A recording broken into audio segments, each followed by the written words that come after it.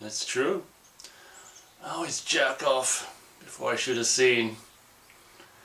Hello, that's not me speaking, that's a character from this movie speaking, so let's just get that clear off the bat. I don't jack off before I do a review. Hello, huge movie fanatic Nate, coming at you to review a Dario Argento movie. This, I don't know, just recently within the last several days just popped into my mind, this movie that I had on DVD ever since 2001. Anchor Bay put this movie out on 2001 on this really cool limited edition Dario Argento's opera, and it includes this is 1040 out of 30,000,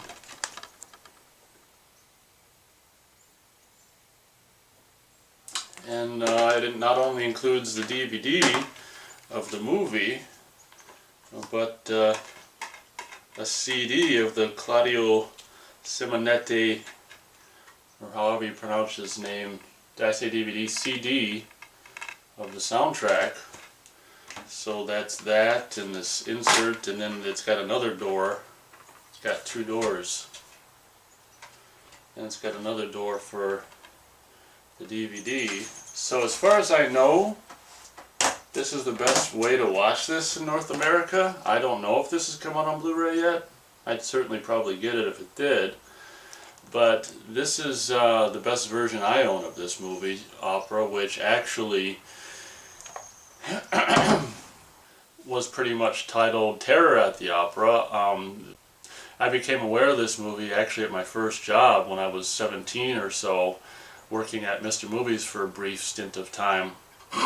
They actually carried this particular title, which was pretty much the same cover, but it was Terror at the Opera. I still got a VHS of it, which I actually got previously viewed from that place I worked at, Mr. Movies. I just tried to look for it, and I don't know where the hell it is. Obviously, I would have liked to have shown the VHS to you guys, but I'll just have to be relegated to showing you the cover of, presumably, hopefully, I'm assuming I can download the cover from the World Wide Web. And this is what the cover looked like for the VHS tape, titled Terror at the Opera, which is maybe even almost a better title than opera. Opera, I don't know. I mean, I guess opera's kind of, Terror at the Opera works for me too. I mean, either title, most times, like, when there's an alternate title, like for me, it's like one is definitely better than the other, and the other is just laughable. In this case, both titles kind of work. So, I became aware of this movie not too long after it was made and came out in the early 90s. And I must have rented it, and then they also had a previously viewed tape for sale, and I, subsequently bought that. And then it was like a year later or something like that, when I was, I don't know, 18 or so, where I actually kind of really started getting into Dario Argento, and I, went out and rented Deep Red, and I had seen Creepers years before, not really knowing it was Dario Argento, and me and a friend were kind of laughing at, when you're young and a teenager and you see a movie, we didn't know it was, necessarily a foreign movie, but you can, without, when you're 14, when you're a kid, when you're a teenager and you see a foreign movie, you just know because of how it's shot and stuff. So we kind of laughed at Creepers back in the day, not really knowing, it was Italian horror movie or anything like that. So when I was like 18, I kind of went really, really Dario Argento nuts. Of course, and then of course I think Suspiria I saw maybe when I was 17 or 18 as well, and would end up getting on Image Laserdisc. I think it was the only way to really have Suspiria in widescreen was the Image Laserdisc in the early to mid 90s or whatever. But for a while, like when I was 18 or something like that, 17, 18, 19, I was crazy in love, or whatever, just obsessed with this girl in this movie. It's so crazy, having rewatched this just a few days ago, and it's just like she was older than me when I was just, just batshit crazy about her. Now I'm like, who knows how many years older than she is in this movie. It's just kind of weird. But like for me, like, late teens, early 20s is just like the hormones just going crazy, and all you can really think about is women. I mean, I was, when I obsessed about women, like in movies and stuff, and not even maybe just movies, but school, girls at school and stuff. I mean, I just obsessed about them. It was actually really painful. But that's just an an interesting side note. I found this girl to be in the lead girl in this movie extremely beautiful, and just, oh my gosh, she was just kind of the epitome of what I would like physically in a girlfriend at the time. And also the fact that the character is into classical music and is this understudy of this snobby whatever European opera singer star was kind of appealing too, because I like classical music as well ever since from a young age. So the plot of this movie is basically your normal Dario Argento fare with the leather gloved killer, presumably played whenever you see gloves in a Dario Argento movie. From what I've heard, it's Dario Argento's actual hands in the shot performing the gloved killer stuff, which is kind of a cool little insight if you didn't know.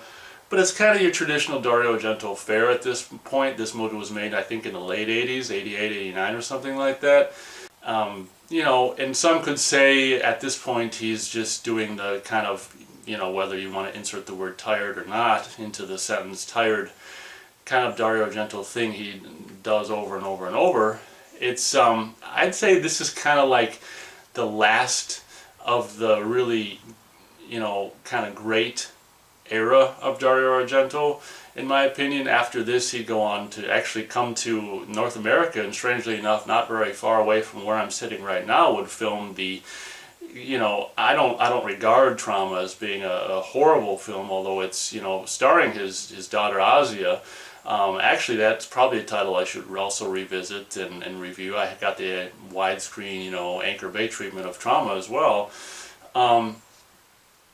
But after Trauma, then he'd do like Stendhal Syndrome and stuff, and I would really regard opera as probably one of the last. Maybe Trauma is the last of what I'd call the really great Dario Argento years. I mean, admittedly, I haven't seen every single Dario Argento movie, but mid '90s to the late '90s, I mean, it's really. I'm not too sure he's done anything after Stendhal Syndrome that's really worth anything whatsoever. I mean, like late 90s or whatever is Phantom of the Opera, and it's just like whatever. Anyway, I'm rambling. But having said Phantom of the Opera, what I was starting to say, or wanted to start to say, is that, obviously this is kind of a Phantom of the Opera ripoff, where you have the movie starting with this snobby, European opera singer bitch, doing this whole movie revolves around them trying to do this kind of production of Macbeth, which is a Giuseppe Verdi opera, which because, thanks to this movie, I had subsequently, being a fan of classical music, I'd subsequently got on this, actually, what is it, three CD collection of a 1976 recording of Giuseppe Verdi's Macbeth. I would highly recommend it. You can probably listen to the whole thing on YouTube, I would imagine, so you don't have to buy it, but very, very fantastic opera. And Verdi, this movie really opened me up to Verdi. There's a bit from La Traviata in here as well, which got me into that opera, and what is it? Sempre Libera plays in a scene where she's in their apartment trapped with the killer. And I imagine there's other opera snippets as well that I can't name, that I couldn't recognize by name. But the movie starts with they're rehearsing this Macbeth by Giuseppe Verdi opera, and this director, this British guy, the quote that I started the review with is this kind of, I guess in the movie this guy came from horror movies and stuff, and he's trying to do this whatever new hip version of Macbeth or whatever. He's got actual crows on the in the set, and it's just the movie's, the opening credits are really cool with just them trying to do the part from this opera, and it's just like the camera's fixated on this crow. It's just like that's my crow impression, and she's like, by the time the end credits are over, this this stuck up, of course, I probably have the same attitude. It's kind of nonsensical to have these loud things while you're trying to do an opera, but she's like, throws her shoe at the crow and knocks it off the thing, and just storms out of the opera house, just upset about these working conditions, and actually gets hit by a car, which I think somehow the killer in this movie actually somehow, maybe he was driving or something. I think he had hit her with the car, because very much with like the story Phantom of the Opera, the antagonist in this movie actually has this snobby opera singer hurt, not killed, which is really weird for a Dario Argento movie, that he wouldn't just have her be run over instead of just like knocked down by a car. Mara Chekova is the name of the character, the snobby opera singer, who, you know, we don't see again except for in a, you know, a cast, you know, sitting in a chair watching the understudy Betty, the character of Betty, who's this really pretty girl, who I was obsessed about, takes, you know, the Mara Chekova's spot, and she's sitting in the chair with the cast on and throws her drink at the TV after the audience loves, you know, the understudy's version of the opera, while she's incapacitated, you know, with the cast and can't do it. But yeah, actually thinking about it right now, you'd think that Dario Argento would have this character, you know, just horribly killed or something like that, versus just knocked over by a car with a broken leg. That's kind of strange to me, that in an Italian horror movie that a character just gets hurt, not brutally destroyed. But whatever. Maybe they didn't want to start the movie with such a gruesome thing, which would have been kind of cool. But I'm going to try my best not to do a beat by beat. At the end of the day, obviously it's a very, you know, the premise, I guess the only thing that really takes from Phantom of the Opera is just the premise of, you know, the antagonist getting the star out of the way so his, the woman, the understudy, can take the spot. This is, unlike maybe the Phantoms, maybe the Phantom's a little bit less of a villain than this character. I'm just going to spoil it. If you don't want to be spoiled, if you don't want this movie, if you don't want me to spoil this movie, you better stop watching this review, because I'm going to spoil it in a matter of seconds. I'll just give you the whole rundown. It's funner to review a movie when you can just spill everything. At the end of the day, the antagonist who gets, you know, Betty into this limelight and stuff like that, and actually does a successful singing of, you know, later that night or whatever, does a successful singing of the opera Macbeth and catapults her in the limelight or whatever. The antagonist in this movie turns out to be obviously the guy that kind of you wouldn't expect. It turns out to be this detective who's kind of like investigating the all these goings on as people die one by one and stuff like that. He's kind of a timid, glasses wearing detective who, you know, ends up being the backstory with this guy is he had been in this kind of goofy ass perverted whatever relationship with Betty's mother, who was basically just the same actress in flashback scenes with the blonde wig on, as far as I can tell, where she liked to, I guess she liked to be tied up and then watch this guy, you know, her boyfriend or whoever he was to her, the mother of Betty, you know, the main character of this movie, like to be tied up and watched him kill, maybe rape or abuse and kill other young girls and naked and stuff like that. So, and the thing about, you know, this guy was just obsessed with the mother of Betty, and he's like, he wouldn't let me, at the end of the movie, she wouldn't let me touch her.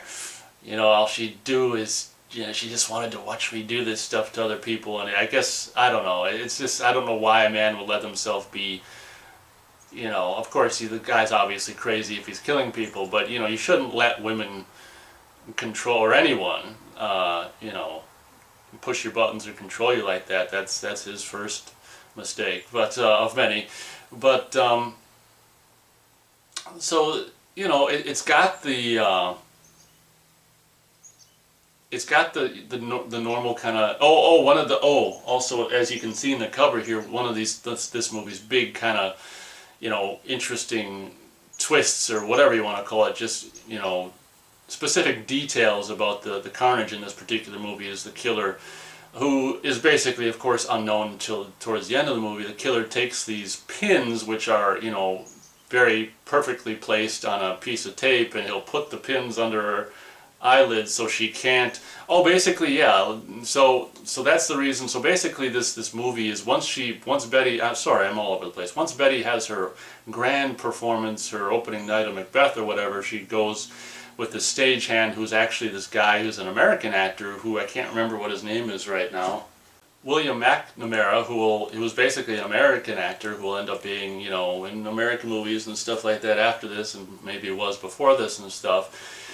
he's like a stagehand, and he's all, he's got obviously a thing going on with Betty, and he goes to this really cool kind of like, this is like it's uncle's place in the movie, where it's this really huge, just like just super big, huge room, like rich person room or whatever. It's this kind of cool scene, which we find out in a very kind of subtle way that Betty's kind of not too good in bed or whatever, as a result of basically seeing, she fell upon, we find out later, maybe she doesn't realize until later on in the movie as well, where she actually witnessed one of these events of her mom being tied up, and the killer, who's always in this black hood kind of thing, which is kind of a cool little thing. Normally in a Dario Argento movie, he just doesn't show the face, and this time he's kind of like, well, we'll show the whole, if we put a black hood on, you can kind of show the whole body, and or the hood can be a part of the character, which is kind of cool. So basically, this, I'm kind of being stuck into doing a beat by beat here, but this stagehand kind of dies in this cool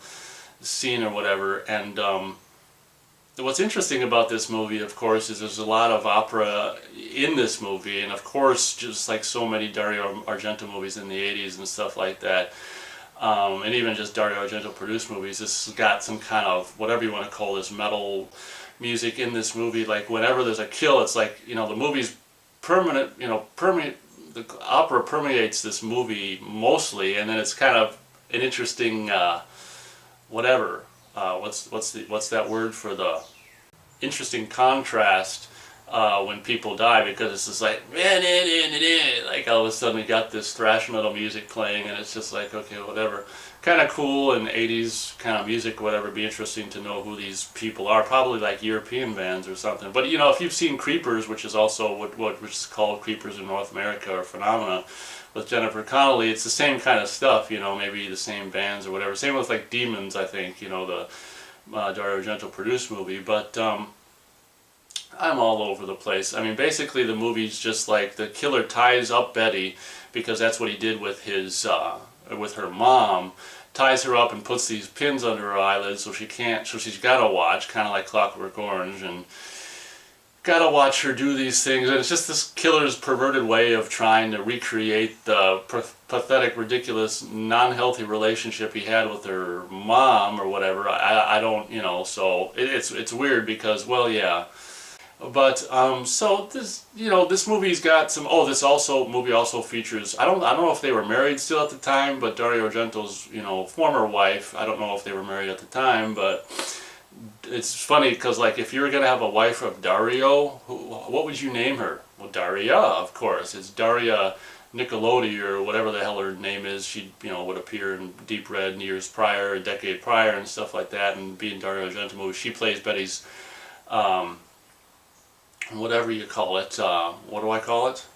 Agent in this movie, and she of course dies, and probably the standout death of the movie, which is this awesome scene where she's looking through a peephole trying to identify someone who might be a threat outside the door, and he's like, pretending to be a cop or whatever, and he's like, see, my gun, this is police issue, of course I've got to have this, and she's like, I want to see your face on the ID, or your real face, and he's like,